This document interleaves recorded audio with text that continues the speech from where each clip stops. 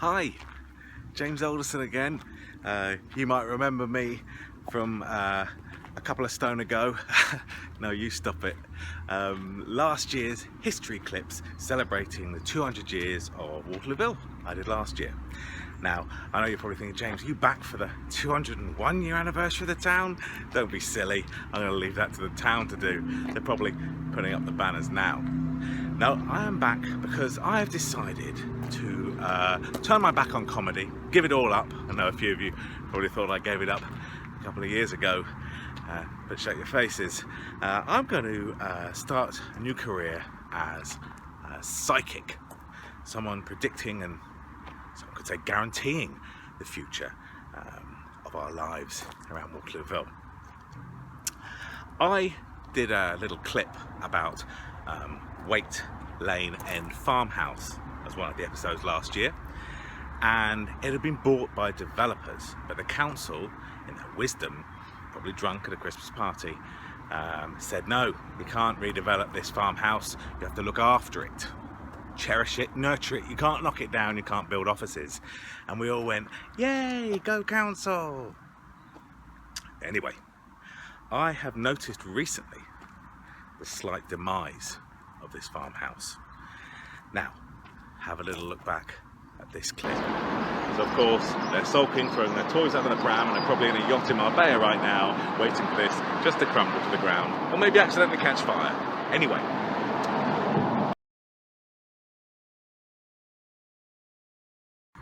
Spooky, huh? It wasn't me. I didn't do it. I'm not making these predictions come true.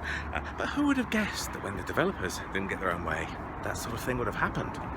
Strange. Now, I spoke to the councillors last year and said, look, if you don't grant permission, surely the developers are just going to go and sit on their boats in Monaco, drinking Prosecco, probably with a few council members, and just wait for the building to crumble to the ground. And the councillors said, and planning said, no, that would not happen, James, because it's their responsibility to look after that old building. It's of historical importance, and we've had specialists on the case, and it has to be looked after. Obviously, we can't list the building. I mean, it's very old, but let's be honest, it is in Waterlooville, so who really cares? They didn't say that bit, but I think that was in white text, that bit.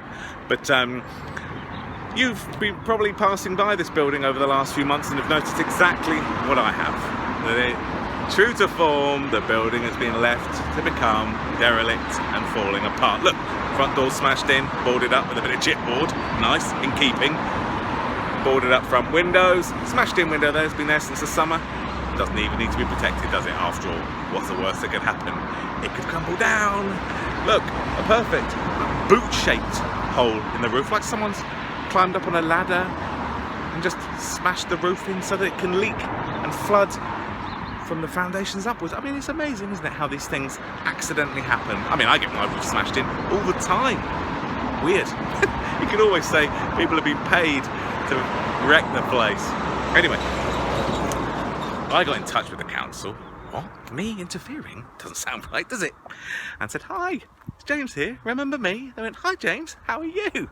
They didn't say that bit. I said, look, I'm getting in touch about Waite Lane End Farmhouse because I spoke to you last year and you said it was of historical importance, and it does seem that unfortunately it's being, left to fall apart, and it's the responsibility of the owners, you said, to look after it, and it's an old building. And they said, yes, it is the responsibility of the owners, but only because it's their property and they probably want to look after it. Not much we can do about it. In fact, we can't talk to them at all about it. It's not really our position, and if it does fall apart, well, c'est la vie. I don't think they know French, but I'm just giving them the benefit of the doubt. And they said, in fact, if they asked for permission to demolish it, then we could grant it, and if they asked for permission to build something there, we could possibly say yes. I mean, obviously we'd have control over what they built there because we are the council after all. So if they came to us and said we want to build a 2-story car park, we could say nope, not doing that, it has to be 4-story, something like that. So it's a shame, it's a real shame. This house here, give or take 300 years old, on the outskirts of the town, before the town even existed, before it was even Waterlooville, before it was even a village, before there was much else here, just fields, is being left like this. It would have been the first building that you approached as you came over the hill there from the sleepy little villages of Purbrook and Widley and the beautiful little hamlet of Cosham, and it's being left to finally fall apart. And I thought I'd let you know about it. Now, what can we do? Well, hopefully you'll be on board with me and that we can contact the head of planning, maybe even contact our MP, and if I can track down my 9-year-old, I'll ask him how I can put their contact details at the bottom of this clip as you're watching it. Now, seeing as all my predictions are coming true, I thought I'd just do a few now. This ground behind me is never going to get built on. Never going to have houses on it. In fact, they're going to do a boating lake behind me and a little duck pond over there, the cafeteria. The development over on the roundabout there where they're building the McDonald's drive-through. Like, I need that sort of food. Give me a Big Mac, a McFlurry, stats, because I'm really hungry.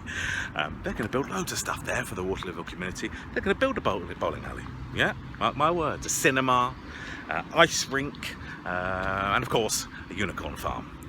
All of those just to help us get through the day-to-day lives of people living in and around Waterlooville town. Now, a few people have said, James, why are you bothered? Why do you poke your nose in?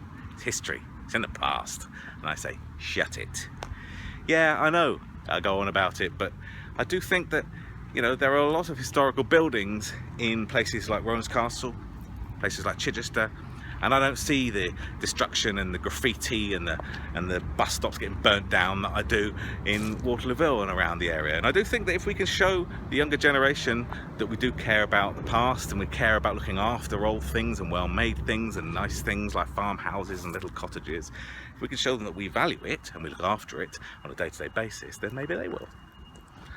I know it's not a foolproof plan, but I don't see a huge amount happening in Chichester that happens around here. You know, if we can show them where the towns come from and where the villages come from and where it's, maybe we can show them where it's going to. Maybe they can help us and get on board and maybe take on some of the values, because we want to look after things and we don't let houses fall apart and just go to rack and ruin in front of everyone's eyes. Maybe we can stand up for it. I don't know. Call me old-fashioned. Call me old. But if we can give the councillors some grief and the MPs some grief and make them finally earn their money, then it might just give me a little bit of pleasure. Anyway, if you're interested in catching me doing some comedy, I am live, ladies, at Comedy All Stars in Horndine, 23rd of September, 11th of November and the 9th of December. Or you can follow me on Twitter, Comedy James. Some of you I know, I've seen you, you're just following me. It's Black Audi. Everywhere I go, isn't it, if you look in the background of my previous clips. Anyway, I hope you're enjoying this lovely Indian summer. It's toasty. I don't know why I've got a sweater on. I'm crazy. I will hopefully catch you again soon, wherever you may be.